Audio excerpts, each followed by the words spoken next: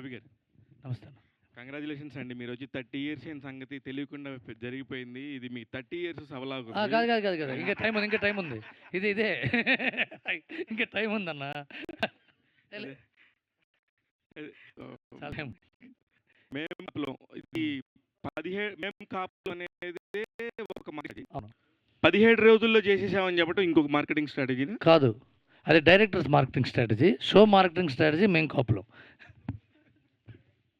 రవి గారు, ఏమండి? పక్క ఆల్రెడీ పెద్ద పెద్ద షోస్కి మీరు అంటే రైటర్గా ఉంటున్నారు, మీ సొంత డైరెక్షన్లో సినిమా చేస్తున్నారు, అన్నీ చేస్తున్నారు. బట్ అదంతా చేస్తూ మళ్ళీ ఇప్పుడు సపరేట్గా అంటే సిరీస్ వైపు రావడానికి, ఈ సిరీస్ ప్రొడ్యూస్ చేయాలనే ఆలోచన అసలు ఎందుకు వచ్చింది? రీజన్ ఏంటి?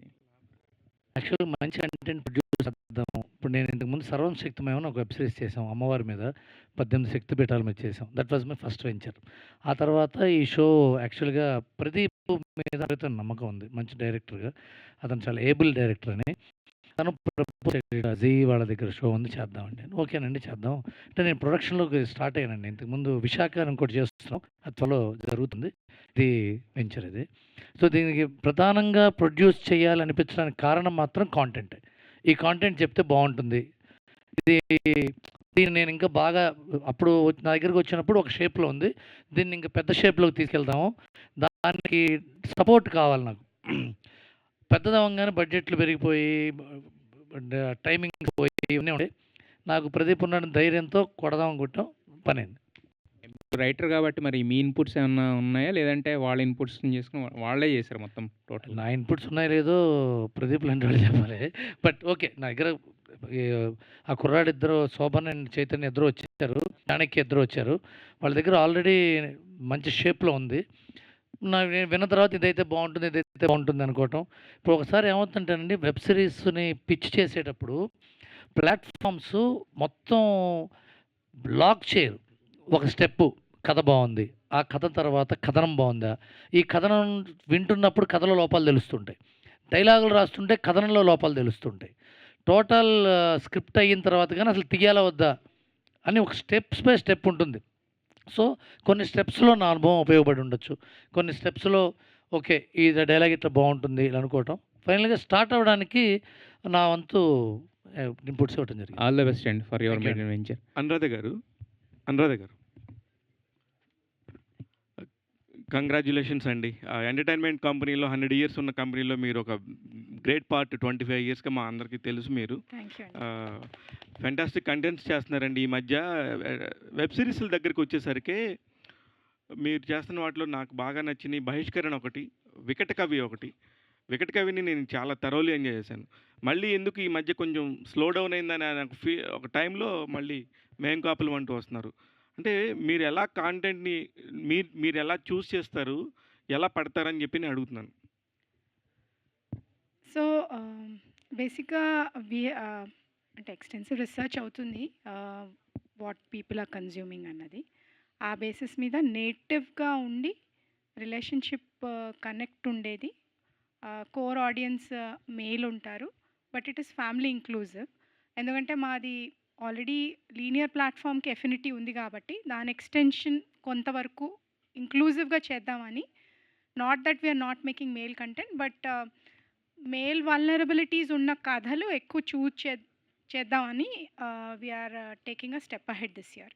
So because TV is slightly more female, OTT content is viewed by more males. Family ఇంక్లూజివ్నెస్ ఉంటుంది, కానీ ఆ వల్నరబిలిటీ గురించి కథలు ఎక్కువ వస్తే పర్స్పెక్టివ్ బాగుంటుంది అని that is what we are aiming.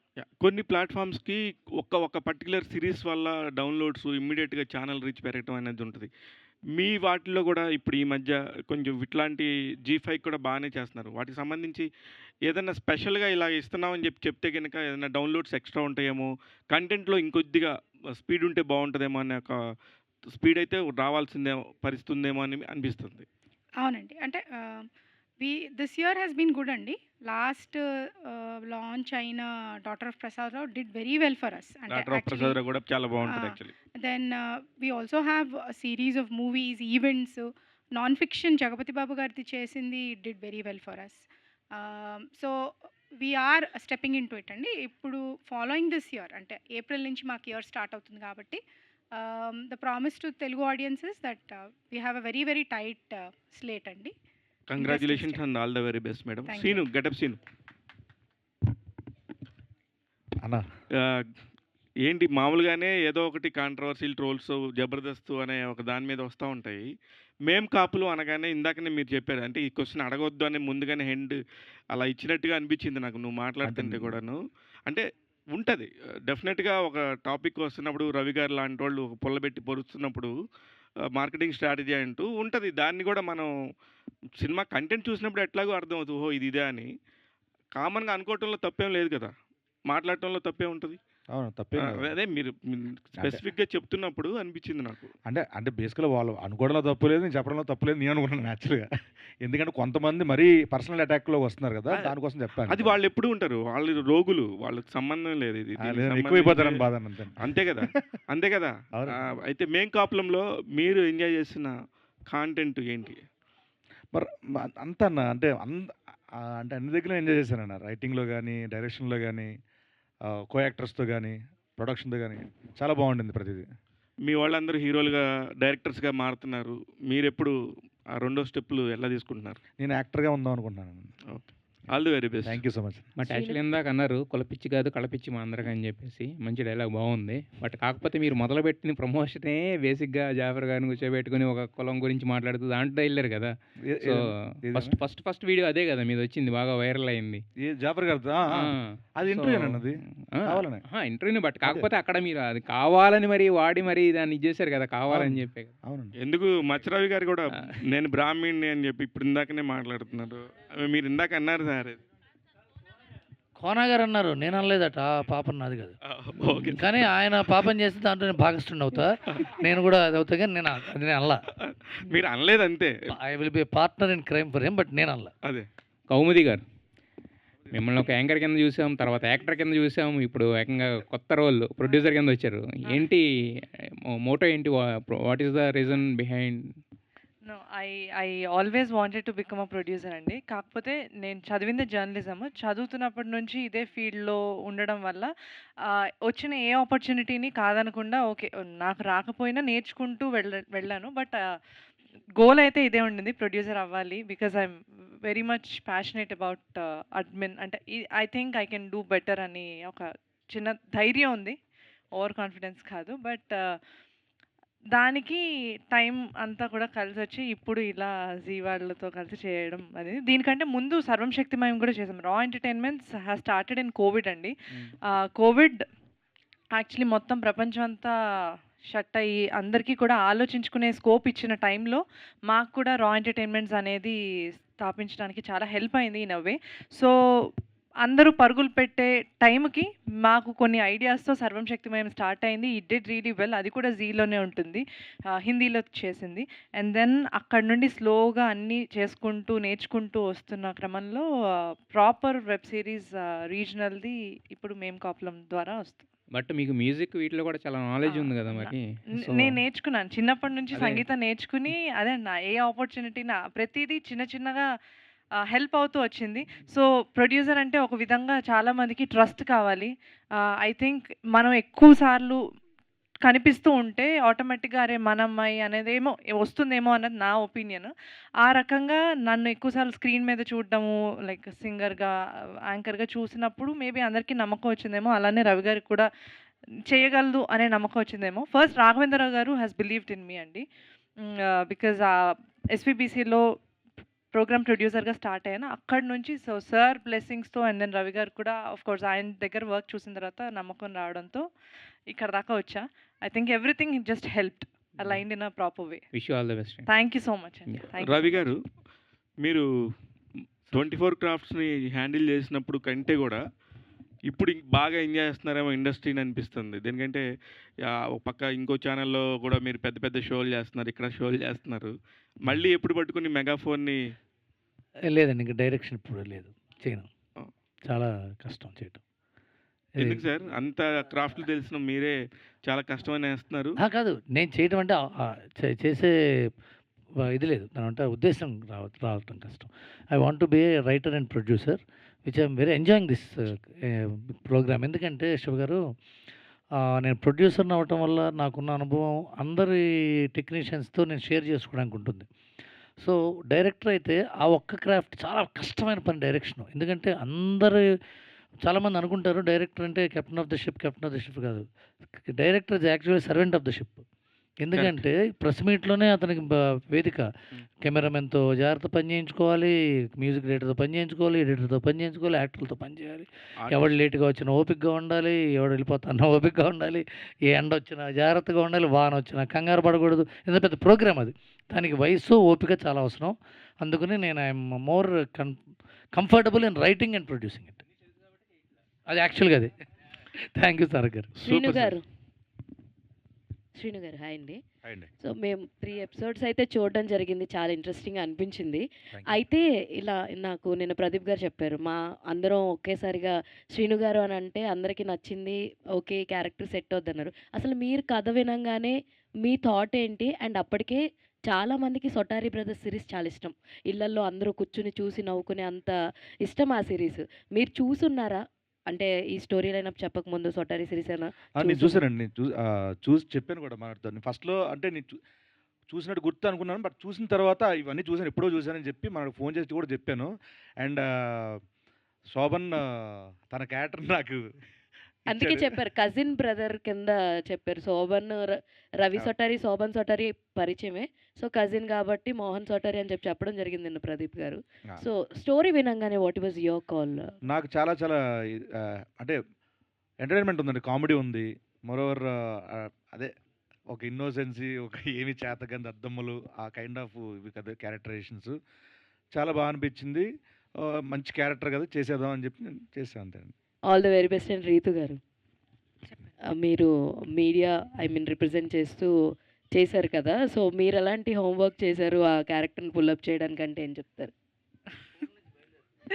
Home నుంచి అందరూ బయలుదేరుతారండి. బట్ ఆవిడ ఎక్స్‌ట్రా వర్క్స్ చేస్తది. ప్రిపరేషన్ క్యారెక్టర్ కోసం. ఫస్ట్ ఈ క్యారెక్టర్ చెప్పకంటే ముందు నాకు ఎవరున్నారు అనంటే ఫస్ట్‌లీ అయితే జీకే గారు నాకు కాల్ చేసినప్పుడు ఏంటి అని అడిగినప్పుడు నాగబాబు గారు ఉన్నారు, గెటప్ శ్రీన్ గారు ఉన్నారు ఇలా చెప్పారు నాకు. సో, వెంటనే నాగబాబు గారు ఉన్నారు అనంగానే ఓకే, ఓకే, ఓకే అని చెప్పేసా. వచ్చేసిన తర్వాత స్టోరీ అంతా విన్న తర్వాత, నా క్యారెక్టర్ విన్న తర్వాత నాకు కొంచెం నత్తి. సో, ఇప్పుడు ఇదంతా ఎలా చేయగలను నేను మైక్ పట్టుకొని ఇంతసేపు ఎలా మాట్లాడాను. బట్ ప్రదీప్ గారు థ్యాంక్ యూ. నత్తి అంటే ఫస్ట్ అలా మాట్లాడేస్తా ఉంటా. దాన్ని నత్తి కదమ్మా. బ్రెయిన్ నత్తి. సో, సో ప్రదీప్ గారు మా డైరెక్టర్ గారు చాలా అంటే ఇలా చేయాలి, ఇలా ఇక్కడ బ్రేక్ తీసుకోవాలి, ఇక్కడ కంటిన్యూగా మాట్లాడాలి, డైలాగ్స్ ప్రతిదీ అలా క్లియర్‌గా చెప్పారు. So, it help me so much. Homework అని అంటే ఇంకా మీ అందరినీ చూసే అలా. ఆల్ ది వెరీ బెస్ట్ అండి. థ్యాంక్ యూ, చాలా థ్యాంక్ యూ బాగా సార్. అనిపించింది 3 ఎపిసోడ్స్‌లో మీ పెర్ఫార్మెన్స్ అయితే. Thank you so much. Ravi garu. అమ్మా. Sir Ravi garu. Sorry sir. Raviteja. Raviteja సొటారి. సొటారి. సో, నాకు చాలా ఇష్టం అండి 'సొటారి' సిరీస్ అప్పుడు థ్యాంక్ యూ అండి. చూడడం థ్యాంక్ జరిగింది. అయితే మీరు ఆల్రెడీ ప్రదీప్ గారితో అసోసియేట్ అయ్యి చేయడం మేము చూస్తున్నాం. ఇందాక మాటలో కూడా చెప్పున్నారు. ఇప్పుడు అలా పోస్టర్ మీద మీ ఇమేజ్ చూసుకుంటూ మీకు ఎలా అనిపిస్తుంది? అండ్ వీళ్ళతోటి వర్క్ చేయడం, వీళ్ళతో అసోసియేషన్ ఎలా అనిపించింది? అంటే what you will say? First 'వికట కవిలో' చేసిన క్యారెక్టరు పటేల్ క్యారెక్టరు ప్రదీప్ గారు పిలిచి నాకు ఆ క్యారెక్టర్ ఇచ్చారు. అంటే ఎప్పుడో చేసిన ఓటీటీలో చిన్న క్యారెక్టర్ చేసినా నన్ను ప్రదీప్ గారు ఎప్పుడు ఆల్వేస్ సపోర్ట్ చేస్తారండి. అలా 'వికట కవిలో' ఒక మంచి character Patel character through out ఇచ్చారు. ఈ మేం కాపులం వచ్చేసరికి ఫస్ట్ ప్రదీప్ అన్న అనగానే నాకు ఫుల్ హ్యాపీ అనిపించింది. ఎందుకంటే ప్రదీప్ అన్నకి తెలుసు నేను. తర్వాత నేను మెయిన్ రవి సోటారి క్యారెక్టర్ చేయడం, గెటప్ సీన్ అన్న గారు మోహన్ సోటారి క్యారెక్టర్, గజపతిరాజు గారు మోహన్ బాబు గారు నాగబాబు గారు సారీ సారీ